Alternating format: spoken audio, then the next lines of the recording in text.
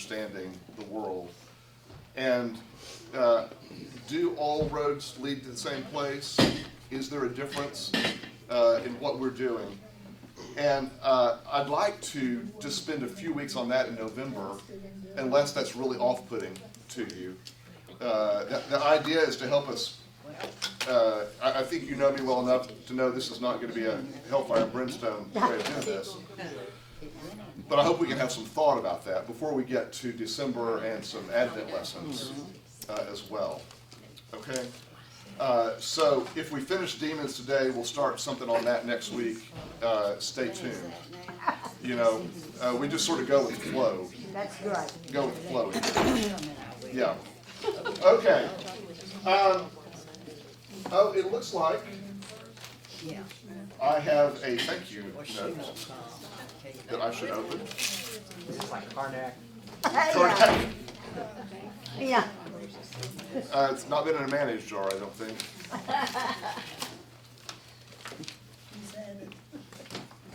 Oh. Well, so let me just read this to you and I'll pass it around. This is from Miriam Henry. Oh, Miriam Henry. yes. She's so sweet. Discovery class, thank you for remembering me. I really enjoyed the fun Halloween card. We sent a Halloween card. We means probably hard. Yeah. It was a dog with a witch's hat on it, if you weren't here. My situation is about the same, but I did get a sense of your prayers thanks to the computer. I drive very little, and I do get Georgia sermons. Thank you, Miriam, if you're watching, for this lovely note. I'm going to pass it around so that everyone in class can see it, if that's all right. Yeah, lovely. And welcome today. Glad to have you with us today. Angela, yes. So you've been here before, right? Not to a Bible study. No, okay. Welcome. Glad you're with us in our funky little class. We'll be much bigger next week. Okay, so we're talking about demons, and just to recap, we talked last week about the whole notion of Old Testament idea of demons, New Testament idea of demons. We introduced that. We talked about some of the history within culture on this, and we talked a lot about what our understanding and expectations are, sort of how culture has shaped us, how movies and literature have shaped our understanding of this. What I want to talk about mainly today is several expressions in the New Testament that we would call referencing some sort of demonic influence, although typically this is done with language about an unclean spirit. So the word spirit almost always appears with a different adjective when we think about something like this. And we're going to work through several of these different issues today. It's interesting, as we noted last week, that in the Greek New Testament, there are 20 occurrences of this idea of an unclean spirit being represented in the Gospels and Acts, and also in Revelation, primarily. This is different than the phrase that would be to be possessed by a demon, which is not frequent in the New Testament. Most of the references are about unclean spirits or some other form of similar word. And we noted this also, I just want to get this out again. Within the New Testament and the ministry of Jesus, the primary role that's played by these unclean spirits is not to lead people into temptation to sin, but instead to cause disease, disability, mental illness, antisocial behavior, to cause them to behave badly, right? Okay. Now, we joked about the old Flip Wilson skits, the devil made me do it kind of stuff. But I think we all have times in which we feel like sometimes we're not in control of our faculties, right? And sometimes there's easy answers for that. I've been on some medication this week that made me crazy, and I thought I was losing my mind, you know, which sometimes influences like that happen. Sometimes when people are under the influence of alcohol or drugs or stress or all sorts of things that cause us to not think clearly, a lack of sleep, for example. All of these things sort of give us a taste of what it feels like to feel like we're not in control of our bodies. I say that just to sort of help get you in the mind for this. Does anyone have a Bible with them today? On my phone. Okay, I've got some verses I'd like you to look up, all right? Who'll take the first one? All right, Matthew 9:32. All right, Susan, Matthew 12:22. And next one, Paul, Matthew 17:18.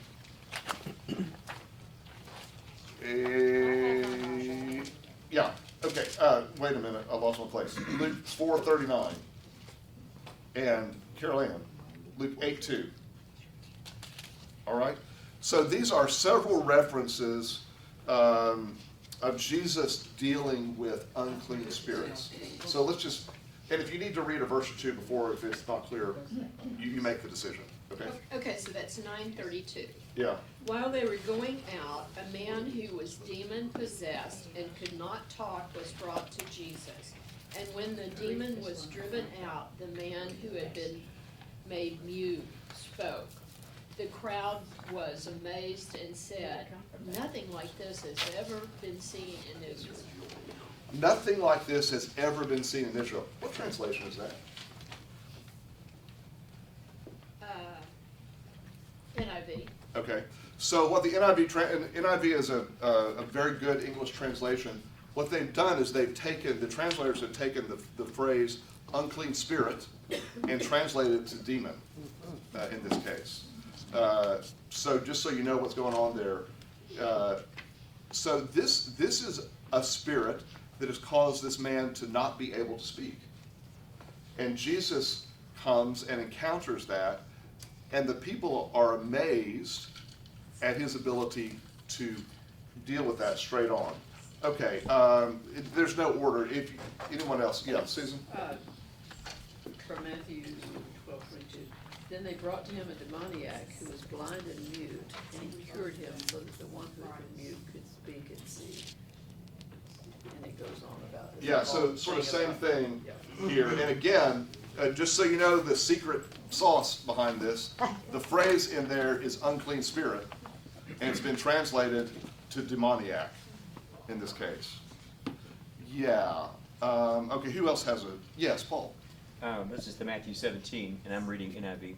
A couple of verses earlier. When they came to the crowd, a man approached Jesus and knelt before him. "Lord, have mercy on my son," he said. "He has seizures and is suffering greatly. He often falls into the fire or into the water. I brought him to your disciples, but they could not heal him." "O unbelieving and perverse generation," Jesus replied, "how long shall I stay with you? How long shall I put up with you? Bring the boy here to me." Jesus rebuked the demon, and it came out of the boy, and he was healed from that moment.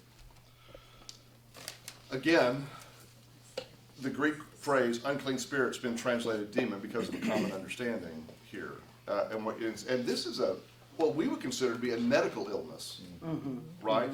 And so in these New Testament stories, from our 21st century vantage point, we have mental illness, we have medical illness, and we have spiritual illness, all described in the same way.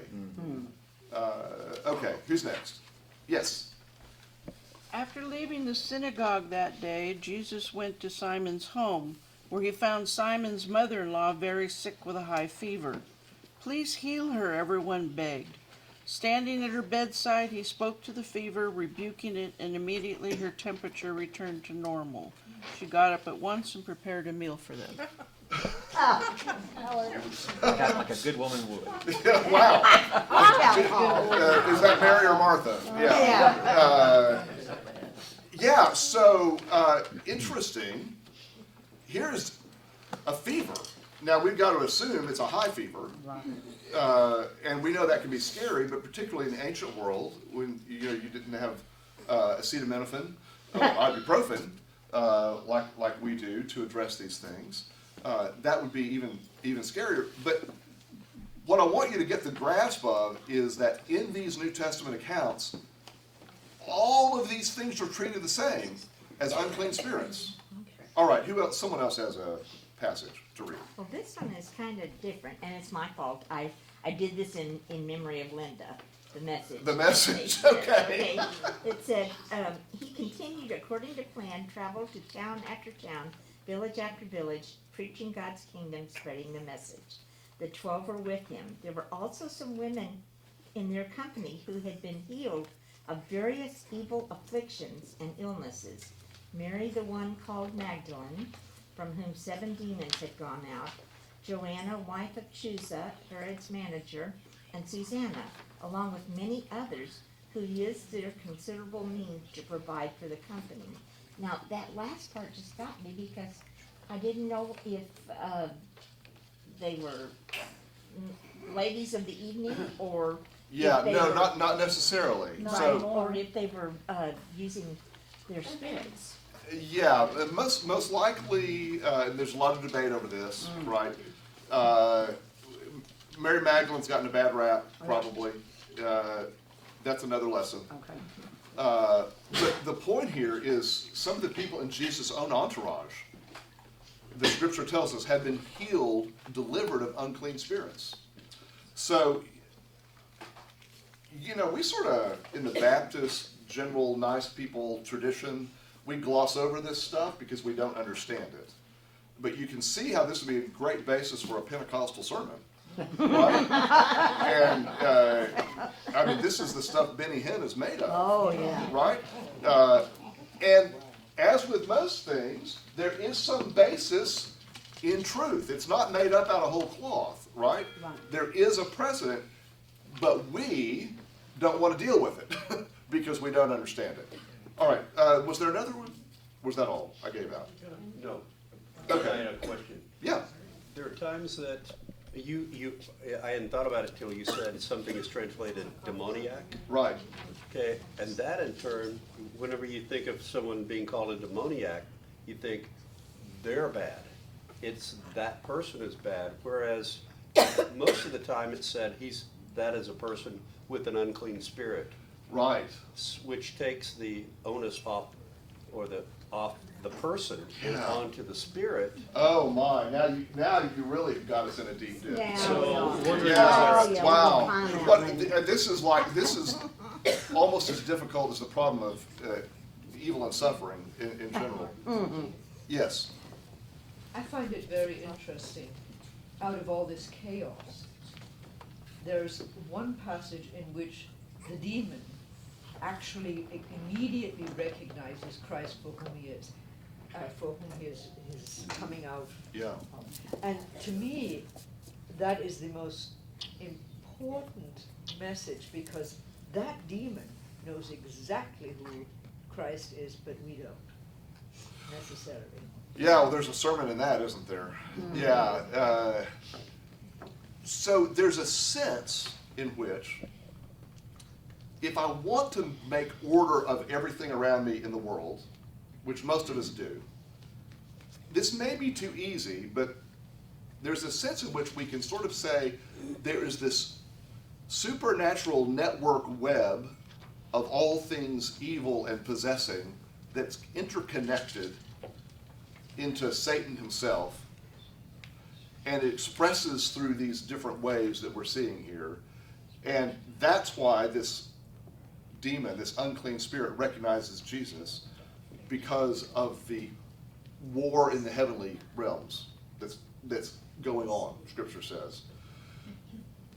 I don't know, because we can't see this, right? I don't know. But I do know that a lot of times, as we talked about last week, things get chalked up to the demonic that have another explanation. Mm-hmm. We talked about the importance of illusion in sleight of hand. Mm-hmm. And the way that whole thing works is you learn to manipulate someone's emotions or fears. what is the single most effective way to move people to action? It is fear. It is fear, right? Yeah. Dictators of all time know this. Salespeople Right. of all time know this, right? The way you motivate people to buy your product is they're going to be in a horrible place without it. Their child is going to get acne, whatever, right? Fear sells. Insurance salesmen use it like, I think the devil must be behind it. Well, yeah, so and politicians use it, all sorts of, parents use it. Oh, right? yeah, right. Yeah, this whole notion of fear. And so if you separate that out, so here's where I've struggled. When you separate out the things that are fear-based only from the things that truly are spiritually evil in the world, it's sometimes hard to know where to draw the line, because if you start saying, well, this is fear, we have nothing to fear but fear itself, which is a good message, how far do you take that, right? Because, again, back to C.S. Lewis and Screw Tape Letters, right? You can rationalize so much that you rationalize away the things you really should be afraid of, right? And so the reason we have a fear instinct is because there are some things we need to be afraid of, right? Well, and they may not be rational things. Your mind may have nothing to do with it. And so at that point, how do you discern, what is fear-based and what is not fear-based, and what is real and that? And it's not something you can rationalize or have words for, but you may respond to it in a somatic or different way that is just equally as true. So I think, Hart, you've asked the really important question about all of this. How do we know the difference, right? How do we know the difference? And some of you, and you're going to know people who are spiritually certain enough to say, well, I can tell the difference. I think most of us on an average day can't, because we're just not that, I know I'm not, right? And there are a lot of days I feel spiritually dull. Like I couldn't tell an axe from a hammer, metaphorically. It's just, I don't feel like I have that perception. And sometimes we do, and this is where I think we struggle. So what do? We put up barriers all the way around ourselves that are based on fear. And the fear of some evil lurking around us causes us, when we need to be here and protective, to be way out here and protective. Because if this is bad for me, then I need to protect myself against this and this and this, and we get 3 layers out on that. And I see this happen all the time as a protection mechanism. And let me say, there is a danger in not having a protection mechanism. I get that too. It's the discernment to know the difference, right? Thoughts on this? I want to walk us through several kinds of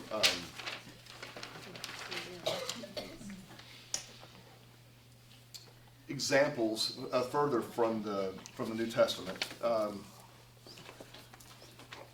Please note in Luke chapter 9, if you want to go look it up, verses 49 and 50, Jesus grants the 12 disciples the authority to cast out unclean spirits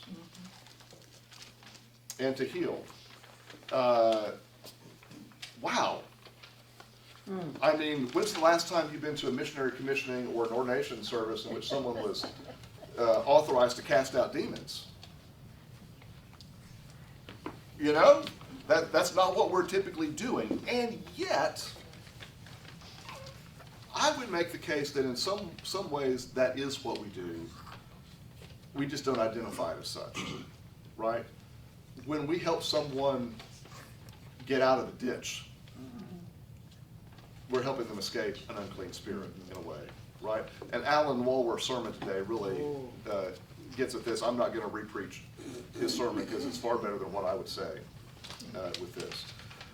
So I'm going to walk through several different expressions of this now. There's a Greek expression, pneumaponeron, which means evil spirit, that's used several times in within Scripture. And if you still have the Wikipedia handout, yes, confession again, I'm teaching from Wikipedia today, sort of. It was the best resource I could find. If you have that handout, it's the one labeled page 4 of 13 at the bottom. Pneuma, and there's an image of this woman there. Now, this is some weird stuff, and even though some of you have seen my writing this week, where I used the word penis and vagina in the same article, and got away with that, but And you're still, I'm still standing here. yeah. This part, I'm going to let you read on your own because I'm not going to do this on live stream. There is something you won't do on live. There is, yeah. So this is about an ancient history and suspicion about gynecological possession and fumigation. But this is from Wikipedia. This is in the Wikipedia handout. Yeah, this has to do, I think, with just a lot of myths about reproduction, and certainly about anatomy, and certainly a male-centric view of the possession of women, right? This may seem strange to us, but in ancient times, particularly in Egyptian medicine and others, and even in some forms of Jewish medicine, there was a purification system that was thought to cleanse evil spirits vaginally, right? Odd. A really, really odd thing here, okay? There's another phrase, pneuma pythona, okay? Pneuma pythona, which is a divinatory spirit or a Pythonian spirit here, right? And this is similar to what happens with Paul and Silas with the woman in Thyatira. Okay? This is recorded in Acts chapter 16. Acts chapter 16. Where there is this slave girl, do you remember the story? Who has the gift of being a diviner. And she's said to have a spirit of divination. Now, in this case, that is not necessarily portrayed as an evil thing. What is evil is the trading on that, the confusion that's happening about that, and the fact that she's sort of taunting them. The girl is not depicted here as being physically tormented or insane, right? It's a different kind of thing. And I'm just going to lay that out there to say, okay, here's yet another expression of this as well. So she wasn't considered. She wasn't considered demon-possessed necessarily, But having access to. but having access to spiritual power that could have been good or bad, That's very okay. right? So that's a different kind of thing. This is not all as black and white as it might, appear. There's another spirit called pneumata plana, which is a deceiving spirit, a seductive spirit, right? And this example is given in 1 John chapter 4, verse 6. 1 John chapter, would someone look that up and read it for us, by the way? 1 John 4, 6. Someone has a Bible out, easy access. Yeah. I have it. Go ahead. So, verse 6, we are from God, and whoever knows God listens to us, but whoever is not from God does not listen to us. And this is how we recognize the spirit of truth and the spirit of falsehood. Yeah, so most of the time we would read that passage and not associate it with these other unclean spirits. But there actually is a way to connect the dots on this, to see the spirit of deceit as being like an unclean spirit. So this brings us back to this question that someone asked earlier. I think it was Jim. I'm paraphrasing the way I heard it. What's the difference between a bad person and an okay person who's got something bad possessing them? I think the longer I live, the more I want to believe there are some people who are just bad people. And that's harsh. Yes. Well, and scientifically, they've proven that there's a part of the person's brain who is underdeveloped or has some kind of a chemical imbalance, where they have no conscience of right or wrong. Yeah, so this is true. We know this, and we also know that people who we would label as psychopathic, I mean, psychopaths, not psychopaths, well, you know what I'm saying. With this, there are physical brain differences in there. It's like being morally retarded. It's like being morally, okay, yeah. You know, the part of them that would have grown up to be a human being with a conscience didn't. Okay. And there's those that just shun that. They know it's wrong and they do it anyway. And then sometimes we all know what's wrong, we do it anyway. Right? And some people get in the habit of living that way. And the more it goes, the more you get used to it, the more you just get away with it. Is there any thought that well, first, as we read through these passages, it seems like every time Jesus goes out for Starbucks, he runs into an evil spirit. Yeah, that's right. It's just not frequent. So is there any thought that perhaps there's an uprising from what you might call the demonic kingdom during Jesus' 3 years of ministry? So, Paul, this is a fascinating question. So, are you familiar with something in social science? It's a confirmation bias. The way this works is you don't know anyone who owns a red car. Until you do. And then you go buy a red car. And all of a sudden, all you see everywhere on the road is red cars. Right? Because you're tuned in to look for it. Right? This is a documented thing. Which is why you put your energy into what you want to see happen, not what you don't. And so that brings me back to this. Are unclean spirits following Jesus around because of the great battle that Jesus represents a threat to them? Or is that simply what Jesus and his followers saw around them all the time? In other words, what's the message to us there? Is it the nature of that? It's when you got a hammer, everything looks like a nail kind of deal. Maybe, Susan? Or maybe these people were all there just in the shadows already and they found someone. And they found a reason to come out. Which I like that idea better because it sort of blends the whole thing to say there is evil around us, right? And we don't see it most of the time. I think it's just that, at least part of it is that his encounters with these spirits were what got written down. I mean, they didn't write about every time he met a nice lady and blessed her children. Okay, so now you're appealing to my journalistic side. Yes. You know the old saw about the definition of news, right? When a dog bites a man, that's not news. Right. But when a man bites a dog, that's news, right? So the newspaper doesn't report every time a Boy Scout helps someone across the street, right? Because that happens all the time, presumably, right?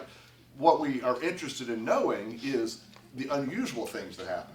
And Linda's right in that the scriptures are giving us a sense of Jesus' ministry.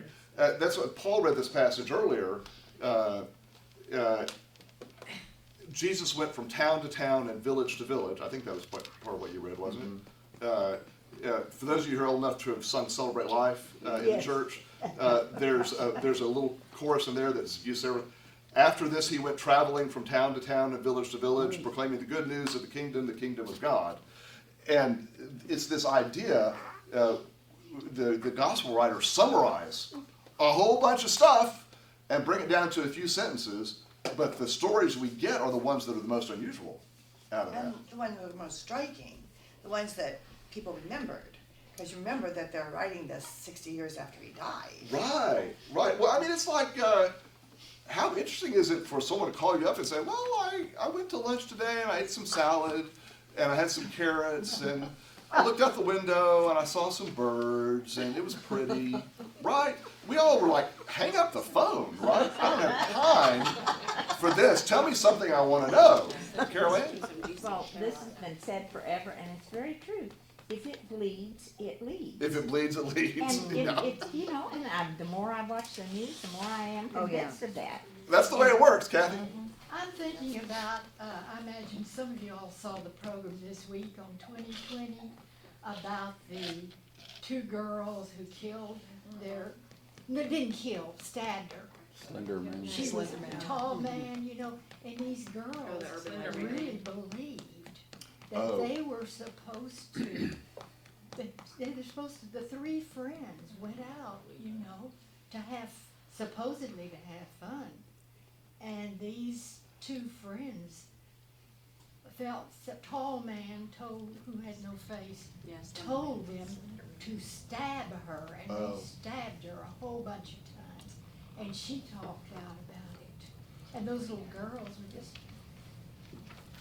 So that's an example of that, Jim. Okay, so you got all these different types of spirits. Yes.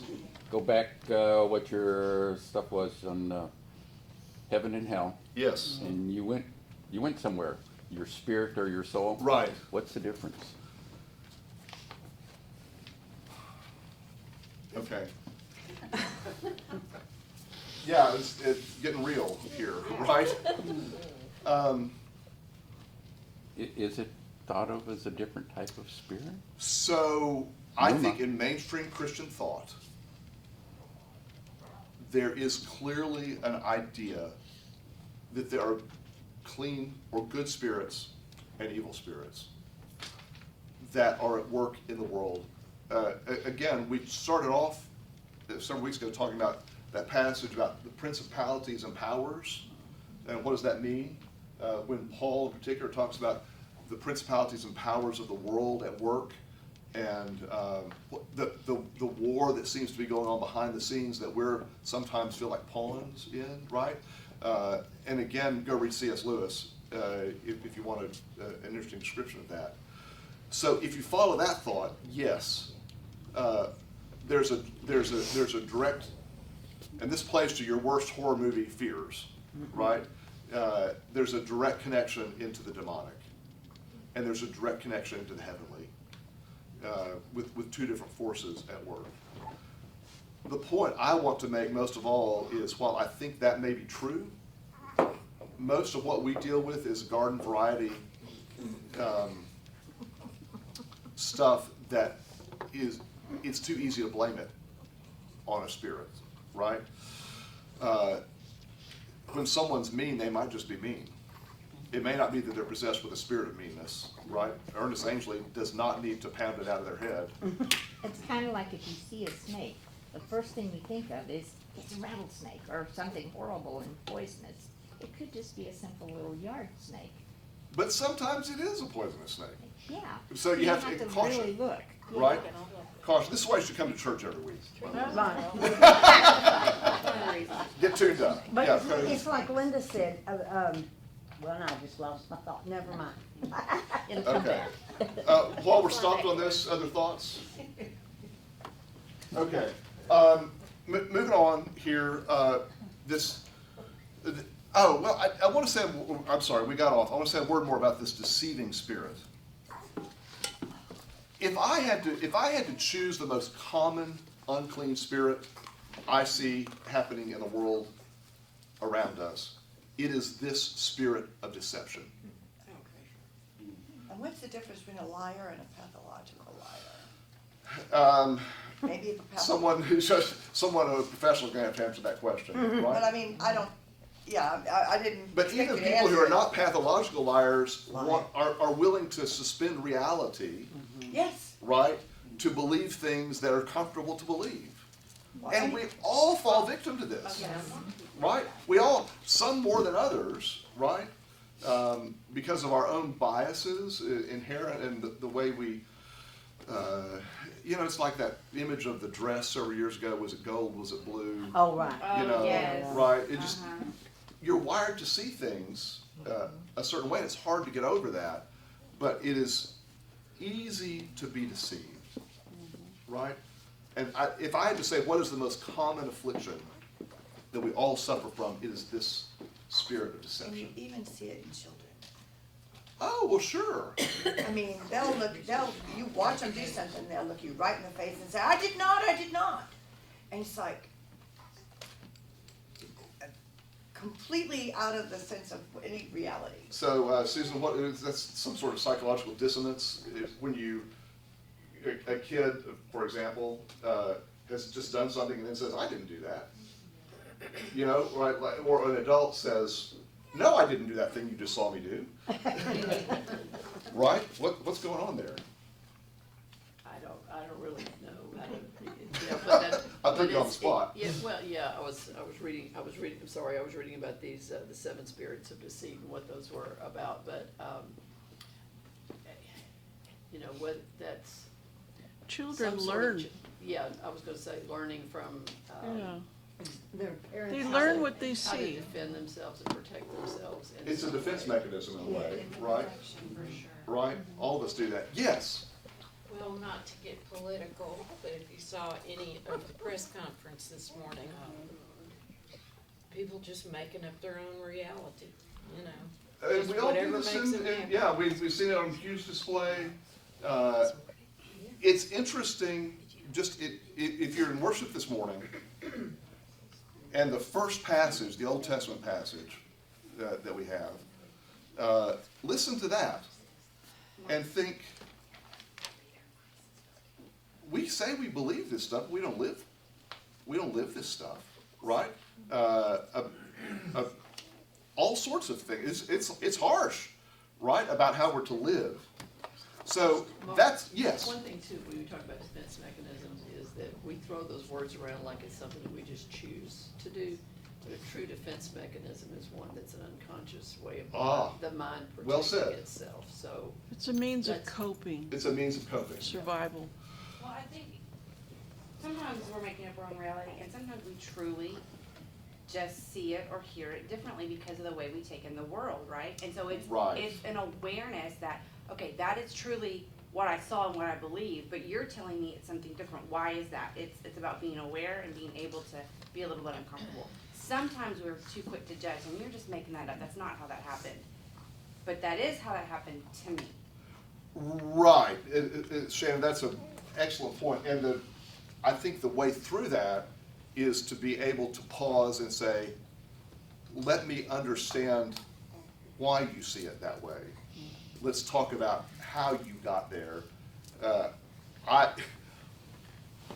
From my vantage point, the stoplight was red and you ran through it. From your vantage point, it was yellow and you ran through it. What is the reality? Well, we might could call it video footage and prove one way or the other, but even that may not prove the perception in this case, right? The new word in the dictionary this year, the one that they're saying is the word of the year, is post-truth. Post-truth. Because we have gone beyond that there's an actual truth. Yeah, well, I could get off a whole riff on this, and this is what's difficult for the church. Because for decades of my life, the church has been the place teaching there is truth matters. Truth will set you free.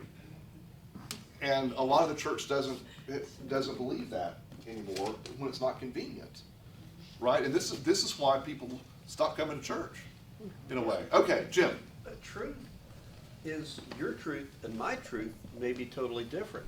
Different churches have a truth, other churches have another truth. We Yeah. have truth, we see how the truth is for us and God, whereas other people, And if you're vary from their truth, you're not really doing God's will. Yeah, You're not in God's will. You got to define truth. Right. And are you a man or are you a woman? Okay, Alternative facts.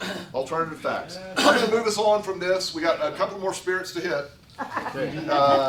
Pneuma asthenius is the spirit of infirmity or the spirit of weakness, right? So in Luke's gospel, we hear this. And he was teaching in one of the synagogues on the Sabbath day, and behold, a woman who had a spirit of infirmity 18 years, and she was bowed together and could in no way lift herself up. And when Jesus saw her, he called her and said to her, Woman, thou art loosed from thine infirmity. And he laid his hands upon her, and immediately she was made straight and glorified God. Wow. So this is the same kind of spirit that had weighed her over. This is the bent over woman, and Jesus heals her and causes her to... Now, this seems like an orthopedic miracle. Like an appointment, yeah. TV evangelist. Heal. Right? But this is in the Bible, y'all. We say we believe this. How did this happen? And what does it mean? And how is it connected to these other things? Question, did others, you said that others, as disciples at all, were given the power to also do this? Yes. But we don't seem to read that much about. No. Well, there's a little bit. Okay. Yeah, Acts has some of it. Go read Acts, yes. But given all the disciples went out, you presume a lot of healing happened. Because they came back rejoicing that the demons Right. obeyed We them. sort of get the summary report, not the details. So all the letters were pretty much preaching. That's right. And that's just the nature of what got recorded for the Bible. Yeah. Yeah, Caroline? I was gonna say, I think sometimes we start out and we're tired and we bend over, and if we don't watch ourselves, we'll stay bent over, and then we'll get a little more bent over. That might be the spirit of infirmity, but after a while, you're frozen that way. So Yeah. Jesus helped her stand up straight. And Oh. my mom had a super severe Gallagher's hump, and toward the end of her life, she was all bent over. And I think it happens both ways, physically and mentally. Yeah, so that's an excellent point. Sometimes, if you were preaching this sermon, you would probably preach that sometimes we get emotionally, spiritually bent over and depressed and down, and we lack self-esteem, and there is a sense in that, right? George preached this sermon several years ago. You may remember he had everyone stand up and bend over, right? To sort of get the feel of what that was like. Mark, Yes. think of the choices you've had to make in the past year and a half of whether you go this way or Yeah. whether that you're going to pick yourself up. Yeah, and I have to say, That's gonna be an ongoing battle. it is, but it scares the holy stuff out of you, right?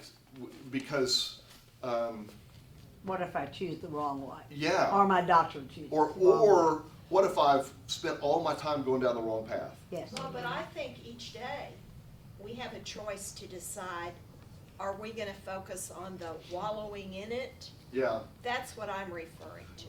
Oh, right. So are you gonna? Or are you going to say, okay, I'm going to find good and I'm not going to let this temper me down? Yeah. Yeah. No, you're right. You're absolutely right about that. But it also depends on where you are. If you're already lack self-esteem and everyone, or something like that, it's very hard to say, okay, that was all behind me. Today I'm going to be fine and go straight forward. There's a new book out, The Chicken Soup. There was Chicken Soup for so and so. It was written by Deborah Norville, I think, which was on TV. But she says, don't dwell if something, not just bad, but if something happens. Don't, everybody tells you you'll get through it, but do that. Look forward to something and tell yourself it will be all right. I mean, she says to always think forward instead of just staying there and stewing in your juice or something. Yeah. Yeah. So here is, and I know I'm getting late here. Here's what I think. I'm preaching to myself as much as anybody here, and I don't like this message. And I think Charlene is right in what she's saying. Think about people you know who've really gotten in a ditch over whatever the issue is. Whether it's finances, personal relationships, work, addiction, fill in the blank, whatever, that's gotten someone in a ditch. They didn't get there in one step. None of us get all the way into this problem in one step. There's multiple steps along the way. And I think the point here is the daily thought, daily correction. Oh man, I hate to say this, right? And Bruce McKeever said to me, and you remember I come with great historical perfection, whatever, that said to me, don't compare yourself to something else. Figure out what got you in the ditch and figure out how to get out. Remember the difference between a ditch and a grave is just depth. Ah, Shannon says the difference between a ditch and a grave is depth. Yeah, okay. That's a good one. It's not mine. That's a good one. So, yes. In Matthew, I don't recall which one specifically, but Matthew says to not dwell on tomorrow, for tomorrow has its own struggles, and don't worry about the past. But there's a book, and I can't remember the author, it's called The Power of Now. And if you get into the moment, like right now, every one of us are here right now. This moment right now is all we have control over. Not 5 minutes from now, not 5 minutes back. Right now is where you can make your change, is right now. And as you do it little by little, step by step, in all your nows, you'll change your direction. So here's what I want to say sort of in summary of this. I think most of us would like to have a dramatic demonic depossession. Amen. Right? Right. We would like to just suddenly be, all of our cares are gone. All the things that oppress us are gone. All the thoughts, all the emotional struggles, all the everything, right? But in reality, that does not happen very often. Yes, there are dramatic cleansings in the New Testament, and yes, we see this happen with some people in dramatic situations. But for most of us, day to day, it is a little bit by a little bit. It's the same way you lose weight, right? It takes a Eugene Peterson, great Christian author, talked about a long obedience in the same direction. A long obedience in the same direction. And that requires stamina. Yes, Jim? I know we're looking at this is all the way to do it, and this is how to get out, and this is, but what about all the people who went to Jesus and he said, not getting to you, I can't, I'm moving on. Or he would not see them. Yeah. So they're staying in their infirmity or whatever. I don't know. Well, and when you're believing I'm gonna get better, and I'm just gonna be positive, and it doesn't get better, it gets worse. Well, the rich man went to Jesus and said, I want to follow you, I want to be like you. Well, get rid of your riches and come with me. He hesitated. His riches meant more to him. Right. Sometimes you know the answer and you don't want to. Right? Oh, Lord, and we all know people who know the answer to their problem. They're just not willing to do it. Yeah. And sometimes that person is me. Yeah, sometimes that person is me. Sometimes that person is me. Okay, well, I don't think we've solved the problem of the demonic in the world, but I hope that we've helped you think more about the kind of influences and this whole notion of spirits around us. If I had an answer, I would dispense it out to you today with a take-home handout and a prescription for cleansing when you got home. But I don't in that regard. Yes, Jim. Don't you think there are a lot of self created demons. Oh my gosh, yeah. I heard about the guy that was walking home late one night across the cemetery and fell into a grave. He tried and tried to get out, and it just finally overwhelmed him, and he sat down in the corner of the grave. And another man happened by and fell in the same grave and didn't notice him. And so he tried and tried and tried to get out, and the fellow sitting there watching him got up and tapped him on the shoulder and said, "You can't get out of here." But he did.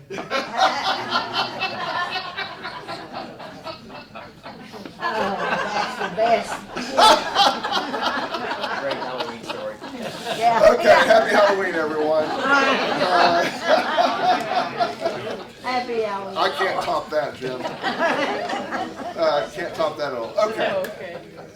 Let's, yes, Through with this? we're through with that. Okay. What's Yeah. next week? And some of y'all were here. I'm going to try to put together a short series on pluralism and how we understand the role of Christianity in comparison to other world religions and systems of thought, so that we can know where we stand in that, right? What does it mean when Jesus says, "I am the way and the truth and the life, no one comes to the Father except through me"? And how does that compare to Judaism, Hinduism, other maybe metaphysical thoughts or whatever? There is within us a yearning for some spiritual connection, and how do we understand that? Yeah, is that okay? Yes, thank you. Yes. All right. Yes. Hopefully we'll get that together. Yeah. Prayer concerns as we go offline here. We're so glad that you joined us in Discovery class via live stream today, and we hope that you'll join us every Sunday when you're available. If it's possible for you to join us in person, we would love to meet you as well. We meet every Sunday morning about 9:45, 9:50 in the parlor at Wilshire Baptist Church, 4316 Abrams Road here in Dallas. If you'd like to know more about Wilshire, visit our website at wilshirebc.org, or also check out our YouTube channel at Wilshire BC on YouTube.